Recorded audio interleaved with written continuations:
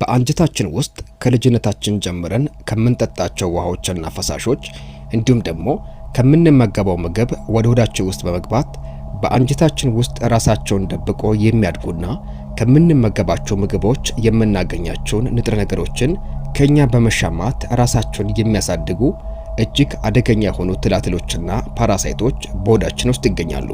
እነዚህ ፓራሳይቶች በተለያዩ ስሞች ሊጠሩ ይችላሉ። ከነዚህ መካከል ለምሳሌ እንደ ራውንድ ወርም፣ ቴፕ ወርም፣ ሁክ ወርም እና ማይክሮስኮፒክ ፓራሳይት የሚባሉ ትላትሎች ዋነኞቹ ናቸው። እነዚህ ትላትሎች አንዴ ወደ አንጀታችን ወይም ደግሞ ወደ ሰውነታችን ውስጥ ከገቡ በኋላ በአንጀታችን ውስጥ በመራባት ከምንመገባቸው ምግቦች ውስጥ የምናገኛቸውን ወይም ደግሞ ለሰውነታችን የሚገቡ ንጥረ ነገሮችን ከኛ ይጋራሉ። ለምሳሌ እነዚህ ጥገኛ ትላትሎች በአንጀታችን ውስጥ መጠናቸው ከፍ እያለና በስፋት እየተስፋፉ ሲሄዱ የተለያዩ የሆድ ድርቀት ወይም ደግሞ የሆድ ቁርጠት እና የመሳሰሉ የሆድ ችግሮች መከሰት ይጀምራሉ። አንዳንድ ጊዜ ከፍተኛ የሆነ ወይም ምክንያቱ የማይታወቅ ተቅማጥ ወይም ደግሞ የማዞር ስሜት እንዲሁም ከፍተኛ የሆነ የድካም ስሜትና ሆነ የክብደት መቀነስ በእነዚህ ትላትሎች ወይም በእነዚህ ጥገኛ ትሎች አማካኝነት የሚከሰቱ ችግሮች ናቸው። ስለዚህ የሰውነታችንን ጤና ለመጠበቅ ግዴታ እነዚህን ፓራሳይቶችን ወይም ጥገኛ ትሎችን ከአንጀታችን ውስጥ ልናስወግዳቸው ይገባል። እነዚህ ትሎችን ዘመናዊ በሆነ መንገድ ወይም በተለያዩ መድኃኒቶች ከአንጀታችን ውስጥ ማስወገድ ይቻላል። ነገር ግን ተፈጥሯዊ በሆነ መንገድና በጣም ኢፌክቲቭ በሆነ መንገድ እነዚህ ትላትሎችን ከአንጀታችን ውስጥ ተፈጥሯዊ በሆነ መንገድና በተፈጥሯዊ ግብዓቶች ሙሉ በሙሉ ማጽዳትና ዲቶክስ ማድረግ ይቻላል። ይህንን እንዴት ማድረግ እንደምንችል ተፈጥሯዊ በሆነ መንገድ ወይም ደግሞ ተፈጥሯዊ የሆኑ ግብዓቶችን ብቻ በመጠቀም እነዚህ ትሎችን ከአንጀታችን ውስጥ እንዴት ሙሉ በሙሉ ማጽዳትና ማስወገድ እንደሚቻል በዚህ ቪዲዮ እንመለከታለን። እስከ ፕሮግራሙ ፍጻሜ አብራችሁን ቆዩ። አንደኛ፣ የዱባ ፍሬ። ብዙዎቻችን ዱባን ስንጠቀም በውስጡ የሚገኘውን ፍሬ አውጥተን እንጥለዋለን። ነገር ግን ይህ ፍሬ በውስጡ የያዛቸው ንጥረ ነገሮች እጅግ አስደናቂ እንዲሁም ደግሞ ለጤናችን እጅግ ከፍተኛ የሆነ ጥቅሞችን የሚሰጡ ፍሬዎች ናቸው። ከነዚህም ጥቅሞች መካከል የዱባ ፍሬን መጠቀም በአንጀታችን ውስጥ የሚገኙ ትላትሎችን ሙሉ በሙሉ ጠራርጎ ለማስወጣት የሚጠቅም እጅግ ጠቃሚና በሳይንሳዊ ጥናቶች የተረጋገጠ ግብዓት ነው። ይህ ፍሬ ወይም ደግሞ የዱባ ፍሬ በውስጡ ከያዛቸው እጅግ ድንቅና ለጤናችን ጠቃሚ ከሆኑ ንጥረ ነገሮች መካከል ለምሳሌ ዝንክ፣ ማግኔዥየም እና ጤናማ ስብ በዋነኝነት የሚጠቀሱ ናቸው። የዱባ ፍሬን ብቻውን መመገብ ለምሳሌ የዱባ ፍሬን በጥሩ መመገብ ራሱ ለጤናችን የሚሰጠው ጥቅም እጅግ አስደናቂ ነው። ስለዚህ የዱባን ፍሬ በመጠቀም እነዚህን ጥገኛ ትሎችን ወይም የምንመገባቸው ምግቦችን ከኛ በመሻማት በጤናችን ላይ ከፍተኛ የሆነ ጉዳትን የሚያደርሱ እነዚህ መጥፎ ትሎችን ከአንጀታችን ውስጥ ዲቶክስ ለማድረግ ወይም ደግሞ ሙሉ በሙሉ ለማስወጣት ጠዋት ከአልጋችን እንደተነሳን በባዶ ሆዳችን ምንም አይነት ምግብ ሳንበላ ወይም ውሃ ሳንጠጣ የዱባ ፍሬን በጥሬው ማኘክና መዋጥ እነዚህን ፓራሳይቶችን ወይም ጥገኛ ትሎችን ከአንጀታችን ውስጥ ጠራርጎ ለማስወጣት እጅግ ጠቃሚ ከሆኑና ፈጣን መንገዶች መካከል አንዱ ነው። ይህ ዘዴ በተለይም ከዛሬ ብዙ ሺህ ዓመታት በፊት አባቶቻችን ይጠቀሙበት የነበረና የአንጀታቸውን ጤና ለመጠበቅ እንዲሁም ደግሞ የሆድ ድርቀትና የመሳሰሉ ህመሞችን ለማስታገስ ይጠቀሙበት የነበረ መንገድ ነው። ስለዚህ እነዚህ ትሎች በአንጀታችሁ ውስጥ እንዳለ እርግጠኛ ከሆናችሁ ወይም ተደጋጋሚ የሆነ የሆድ ቁርጠት፣ የሆድ ድርቀትና የተቅማጥ በሽታ የሚያስቸግራችሁ ከሆነ እነዚህ በሽታዎች በጥገኛ ትሎች ወይም በፓራሳይቶች ምክንያት ሊከሰት ስለሚችል ወደ ሕክምና ተቋማት መሄዳችሁ እንዳለ ሆኖ ነገር ግን በመጀመሪያ ተፈጥሯዊ የሆኑ መንገዶችን በመከተል በተለይም ይህንን የዱባ ፍሬን በመጠቀም በቀናት ልዩነት ውስጥ ብቻ እነዚህን ለውጦችን ወይም ደግሞ እነዚህን የጤና ለውጦችን በራሳችሁ ላይ ትመለከታላችሁ።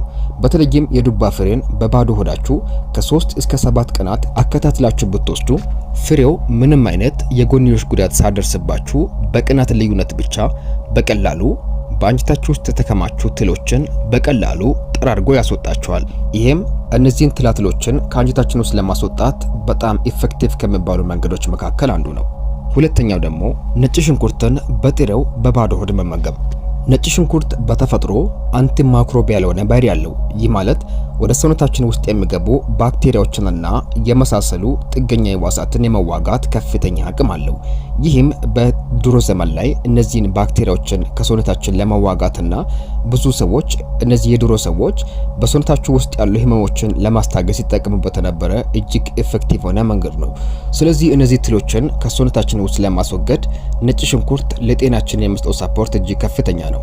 ነጭ ሽንኩርትን ጠዋት በባዶ ሆድ ቢያንስ ለተከታታይ 8 እና 7 ቀናት መውሰድ እነዚህ ወደ አንጀታችን ውስጥ በመግባት የሚራቡ እነዚህ ህዋሳትን ወይም ደግሞ እነዚህ ጥገኛ ትሎችን እንዲራቡ ምቹ ሁኔታን እንዲፈጠር የሚያደርጉ ክፍተቶችን በመዝጋት ወይም ደግሞ ለመስፋፋት የሚጠቀሙትን እነዚህን ከምግብ ከምናገኛቸው ንጥረ ነገሮች የሚያገኙትን ምግብ በመክታት ለመራባትና በአንጀታችን ውስጥ ለመኖር ወይም ለመቆየት እንዲቸገሩ ያደርጋል።